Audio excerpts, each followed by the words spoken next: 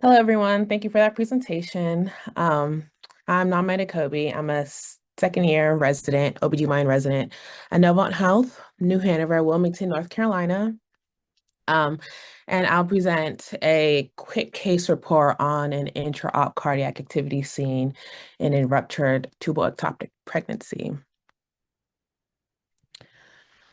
I have no conflicts of interest, so we're going to just talk about the findings, review kind of the case and presentation, and then kind of discuss ethical and emotional considerations in management of patients with viable tissue in a non-viable location. So what is an ectopic pregnancy? Ectopic pregnancy is essentially a pregnancy that is not confined in the intrauterine cavity. Could be the abdomen, the tube, the ovary, in the cervix. They account for around 2% of all reported pregnancies. Typically, when someone has a pregnancy of unknown location, you repeat their beta HCGs, as it should double in 48 hours, and get imaging to make sure you rule out potential ectopic pregnancy until, there is a defined gestational sac and all that in the uterus. So I'm here to present, kind of first to our knowledge, a case where a patient had a ruptured ectopic pregnancy and there was fetal cardiac pulsation intra-op. So we had a 32-year-old G5P4 present to the ED, the emergency department, with vaginal bleeding and left-sided pelvic pain.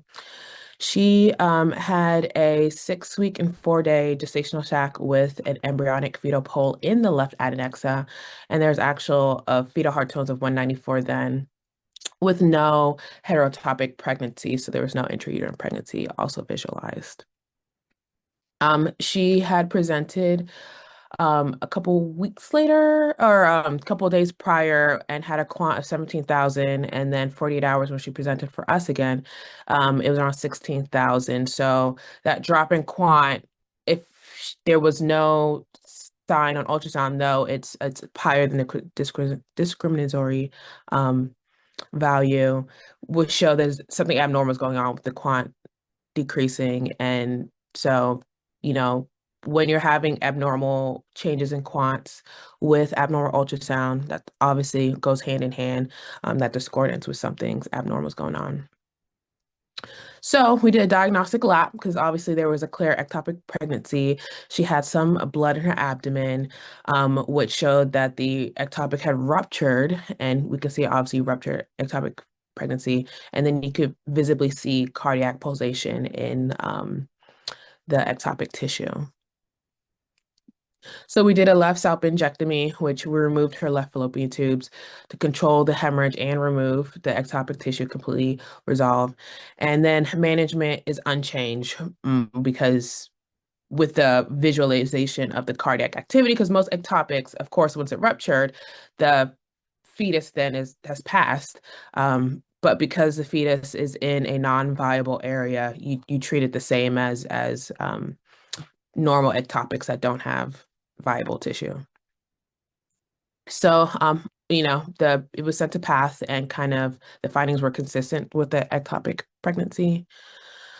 So, though ectopic pregnancies are relatively common, once they're ruptured, it is exceedingly rare. We couldn't find any data that show that people see actual cardiac pulsation with a ruptured ectopic pregnancy.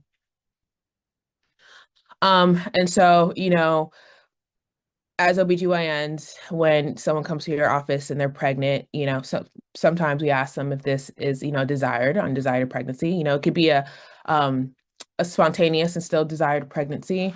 And so viability in a desired pregnancy in a non-viable location, can reframe intraop decision making. Because in the usual scenario, a woman comes in with the ectopic pregnancy is removed, and it's to protect maternal health, because hemorrhages can happen with rupture of ectopic pregnancy, and can happen very quickly. So it's important to make sure they're being treated either surgically or medically. And so I think one conversation, especially with abortion care in the United States, is would be visible cardiac activity? Would that alter um, framing for the surgical team? And that was brought up because, at least at our institution, when providing abortion care, everyone in the room, the anesthesiologist, the CRNA, the nurses, scrub tech, they all have to be okay, essentially, with providing this care, even if it's, for maternal health reason, if it's, do or die for mom. And so this was kind of like with this scene, we know we're essentially removing this viable, non-viable ectopic pregnancy. This has to be, told to other people in the room so they're okay with it as well, and it's not go against their morals or standards. And so obviously there is no indication for relocation of the embryo. That's not currently medical standard.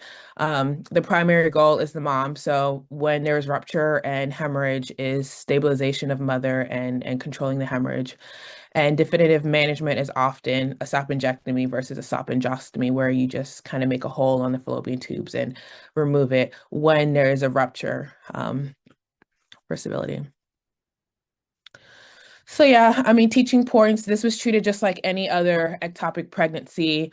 Um, like I said before, she had a quant of close to 17,000. So if there was going to be an intrauterine pregnancy at that point, she was far above the discriminatory point that you would have seen something in the uterus. And so if someone has a positive pregnancy test, and no visible intrauterine pregnancy and nothing in the adnexa, you get serial beta HCG, you trend that, and you repeat ultrasounds until you get to the point of you know 3,000 or so, where you know for sure there should be something in the uterus. And then always when you're managing these ectopic or pregnancies on unknown location, you want to be ready, be at an institution where if you need rapid operative management, you can. And then, I think this, like I said, far as more for Americans and the current political climate, you know, depending on what you write, and how laws change, it can carry some ethical or emotional weight to it. And then, just reinforcing that to patients that want to desire pregnancy and it ends up an ectopic, that, the goal is to protect mom so she can have another pregnancy when the pregnancy is in a non-viable location. All right. So yeah, this is just a very interesting, rare visualization of a fetal cardiac activity in a ruptured ectopic pregnancy. Um, and just underscoring we have to prioritize maternal safety, even though, you know, this was a viable pregnancy, but just not in a viable location. And just want to thank Dr. Jory and Dr. Warda, who were in the case with me, and then med students MK and Meg Johnson. So that's it. Nice, quick. It's kind of a cool thing we saw and wanted to share to the world. So thank you.